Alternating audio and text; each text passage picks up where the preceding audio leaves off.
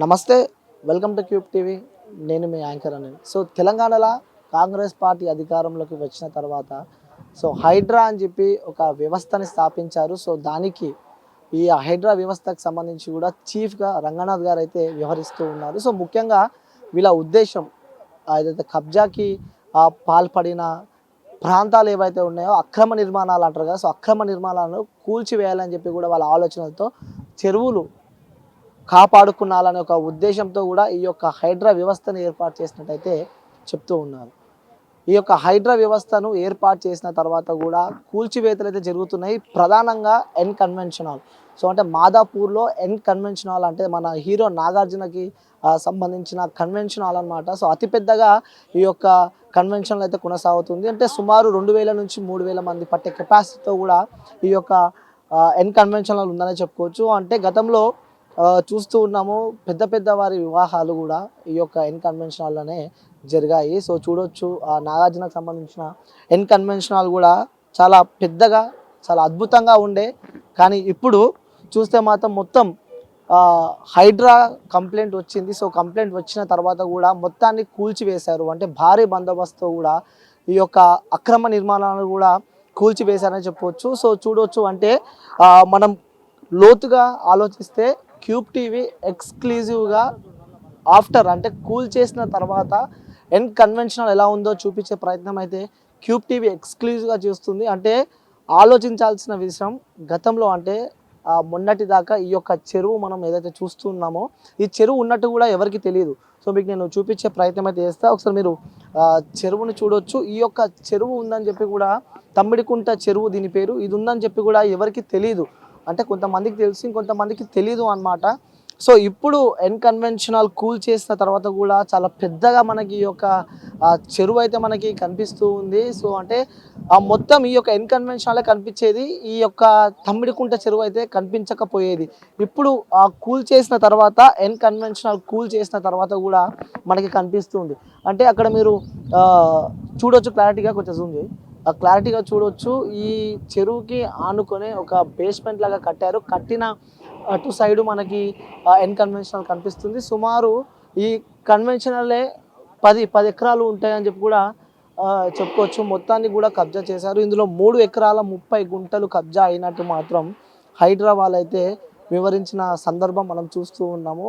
అంటే ఎక్స్క్లూజివ్గా చూడవచ్చు. అంటే పెద్ద పెద్ద బడా నేతల వివాహాలు కూడా ఇందులో జరిగాయి. అంటే రాష్ట్ర ముఖ్యమంత్రిగా ఉన్న రేవంత్ రెడ్డి కుమార్తె మ్యారేజ్ కూడా ఈ యొక్క కన్వెన్షన్ హాల్లో జరిగింది. సో ఇప్పుడు ఈ యొక్క కన్వెన్షన్ హాల్ లేదు, నాగార్జునకు సంబంధించిన కన్వెన్షన్ హాల్ అనమాట. సో బడా నేతల వివాహాలు, ఈ వివాహాలే కాకుండా మ్యారేజెస్ కాకుండా కూడా సినిమా ప్రీ రిలీజ్ ఈవెంట్లు, అలాగే పెద్ద పెద్ద ఫంక్షన్లు కూడా ఈ యొక్క ఎన్ కన్వెన్షన్ హాల్లో జరిగాయి. సో చాలామంది వర్కర్స్ కూడా ఇందులో పనిచేస్తూ ఉంటారు. వాళ్ళ పరిస్థితి ఏంది, ఇప్పుడు వాళ్ళతో మాట్లాడించే ప్రయత్నం అయితే చేస్తా. నిజంగా వాస్తవంగా మాట్లాడాలంటే, సో ఇంతకుముందు దాకా ఈ యొక్క చెరువు ఉందని చెప్పి కూడా ఎవరికి తెలియని సందర్భాలు కూడా మనం చూస్తున్నాము. ఈ ఎన్ కన్వెన్షనల్ కూల్చిన తర్వాత ఈ యొక్క చెరువు ఉందని మనకి కనిపిస్తుంది. మొత్తానికి చూడవచ్చు, అసలు ఎన్ కన్వెన్షనల్ రూపు రేఖలే మారిపోయాయని చెప్పుకోవచ్చు.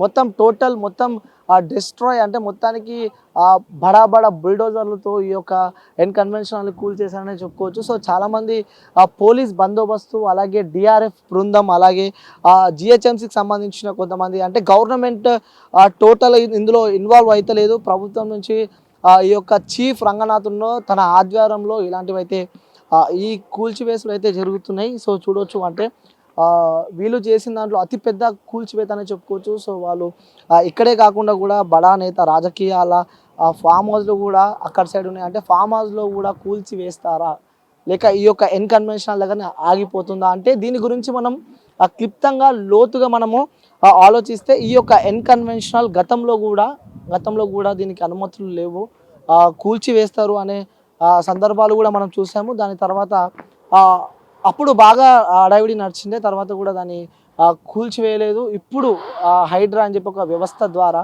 ఈ యొక్క మొత్తం డిస్ట్రాయ్ అయిందని చెప్పుకోవచ్చు. సో ఈ డిస్ట్రాయ్ అయిన తర్వాత మనకి ఇది కనిపిస్తుంది. సో మాట్లాడదాం, కొంతమంది స్థానికులతో కూడా మాట్లాడించే ప్రయత్నం అయితే చేస్తా. ఎందుకు అంటే ఒకప్పుడు ఎలా ఉంది, ఇప్పుడు ఎలా ఉంది అంటే బడా నేతల వివాహాలు కూడా ఇందులో జరిగాయి. ముఖ్యంగా రాష్ట్ర ముఖ్యమంత్రిగా ఉన్న రేవంత్ రెడ్డి కుమార్తె మ్యారేజ్ కూడా ఈ యొక్క ఇన్కన్వెన్షన్ అనేది జరిగింది. సో చూడొచ్చు ఇలా జేసీబీల ద్వారా బడా బుల్డోజర్ల ద్వారా కూడా ఇది ఒకటి నిర్మాణాలు అయితే కూల్చేసిన సందర్భాలు మనం చూస్తున్నాము. సో ఈ హైడ్రా ఇక్కడికే ఆగుతుందా లేకుంటే ఫామ్ హౌస్ కూడా కూల్చేసే పని ఏమన్నా చేస్తుందా కూడా చాలామందికి ఒక క్వశ్చన్ మార్క్ అయితే ఉంది. సో ప్రజల దగ్గర వెళ్దాం, ప్రజల మాటల్లోనే అడిగి తెలుసుకుందాం. అంటే ఈ హైడ్రా ఒకటి స్థాపించారు, అది ఎంతవరకు ప్లస్ అవుతుంది, ఎంతవరకు మైనస్ అవుతుందో కూడా తెలుసుకునే ప్రయత్నం అయితే చేద్దాం. సో వెళ్దాం, కొంతమంది స్థానికులతో వెళ్ళి మాట్లాడదాం. Sun International Vijaya Bheri bachelor of hotel management లో university first rank, second rank, third rank. BSc food and nutrition లో university first rank, second rank, third rank. బీబీఏలో university second rank, third rank సాధించడం కేవలం సన్ ఇంటర్నేషనల్ విద్యార్థులకే సాధ్యం. Sun international